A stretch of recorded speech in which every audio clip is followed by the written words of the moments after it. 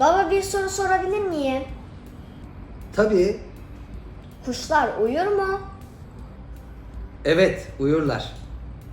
Ben hiç görmedim. Peki bütün hayvanlar uyur mu?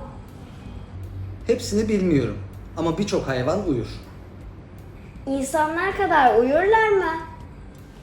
Yok canım, bazıları az uyur, bazıları çok uyur. Hatta bazıları aylarca uyur. Evet, okulda öğrendik. Mesela ayılar kuş uykusuna yatar, değil mi? Evet, doğru. Peki bütün kış uyurlar mı? Sanırım 5-6 ay uyurlar. Sadece ayılar mı kışın uyur? Bildiğim kadarıyla kurbağalar ve bazı böcekler de kışın uyur. Peki neden bu kadar uzun uyurlar? Bazı hayvanlar için kışın yiyecek bulmak zor.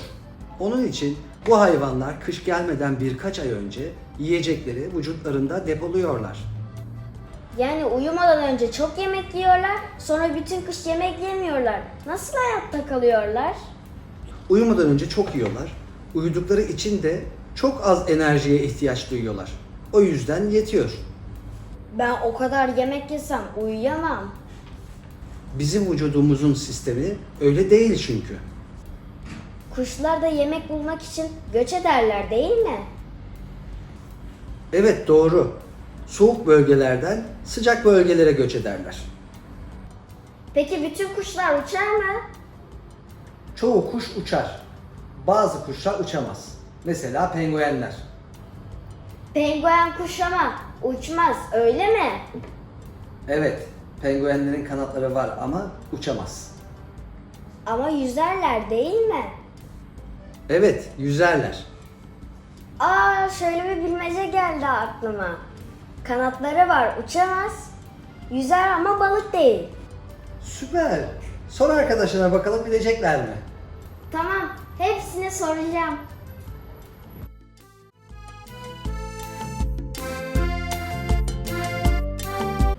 Baba bir soru sorabilir miyim?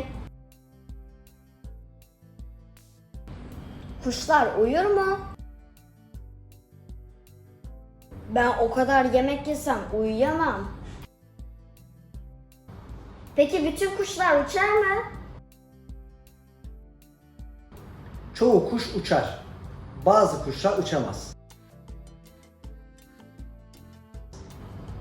Penguen kuş ama uçmaz öyle mi?